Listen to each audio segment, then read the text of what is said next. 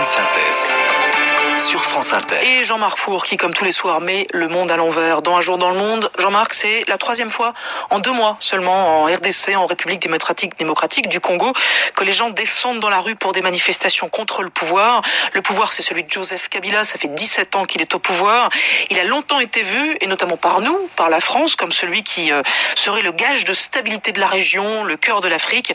Mais il est peut-être temps de changer de logiciel. C'est votre monde à l'envers, Jean-Marc. Et si on arrêtait de soutenir ce monsieur?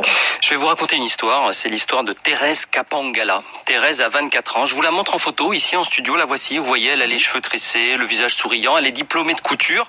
C'est une jeune femme comme la RDC en compte beaucoup, vaste pays la RDC, l'ex-Zaïre, 4 fois la France, 90 millions d'habitants, dont 60% de la population a moins de 20 ans. Thérèse envisage d'entrer au couvent et le 21 janvier dernier, elle manifeste avec beaucoup d'autres à l'appel de l'église catholique contre le maintien au pouvoir de Joseph Kabila. Enfin, elle manifeste, c'est beaucoup dire, c'est-à-dire qu'elle est dans l'enceinte de sa paroisse de Saint-François-de-Sales à Kintambo, dans la banlieue de Kinshasa, la capitale. Dans l'enceinte de la paroisse, je précise, les forces de sécurité lui tirent dessus, une balle en plein cœur. Thérèse est morte. Elle fait partie des 16 morts que comptent désormais les manifestations à répétition contre Kabila. Hier encore, ils étaient, selon l'église catholique, 3 millions à manifester et l'ONU fait état aujourd'hui de 2 morts, 50 blessés et une centaine d'arrestations. Alors, quand même, Jean-Marc, pardon, je vais le dire de manière très cynique, mais un pouvoir contesté qui réprime, c'est presque du très banal, surtout dans cette partie du monde. Oui, c'est banal, c'est vrai. Ce qui l'est un peu moins, ce sont les raisons et les formes de la contestation. Arrêtons-nous pour un peu d'histoire. Joseph Kabila est arrivé au pouvoir presque par hasard. Il est propulsé chef de l'État en quelques minutes en 2001, lorsque son père, qui est alors président, est assassiné. On le surnomme alors Petit Jo, c'est presque affectueux.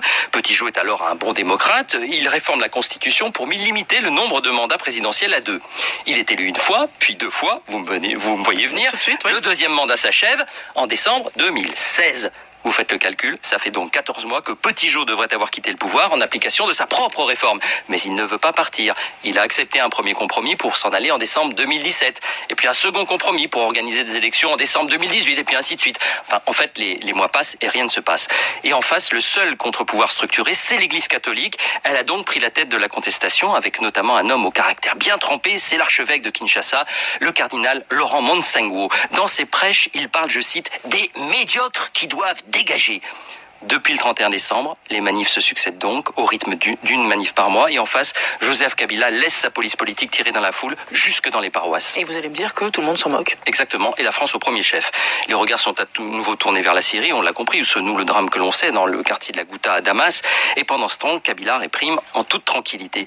Certains sont un peu plus fermes, le Parlement européen, la Belgique qui a interrompu sa coopération bilatérale, mais Paris se contente de condamner du bout des lèvres. Et du coup, à Kinshasa, des opposants ont lancé une campagne anti-française sur les réseaux sociaux. Certains vont jusqu'à affirmer que la France, version Macron, soutiendrait la répression de Kabila afin de ménager les intérêts économiques de ses entreprises sur place, les Total, les Orange, les Bolloré. Alors ça peut être aussi de la réelle politique, c'est comme ça que ça s'appelle. C'est comme ça que ça s'appelle, mais c'est peut-être aussi un mauvais calcul. D'abord, le bilan de Joseph Kabila est désastreux. Incompétence, corruption généralisée, népotisme, incapacité à sortir le pays de la pauvreté. C'est l'un des pays les plus pauvres au monde alors qu'il regorge de richesses minières, de l'or, du cuivre, des diamants, du cobalt. Ensuite, les manifestations n'ont aucune raison de s'arrêter. Parce que Kabila n'est plus légitime et parce que l'Église semble déterminée, d'autant qu'elle est appuyée par le Vatican. Et enfin, il y a un risque d'émigration massive vers l'Europe depuis ce pays si jeune. Si on laisse faire Kabila, on peut créer les conditions d'une nouvelle crise migratoire que l'on regrettera demain, mais alors il sera trop tard. Et on se dira, tiens, ça, on aurait dû y penser plus tôt.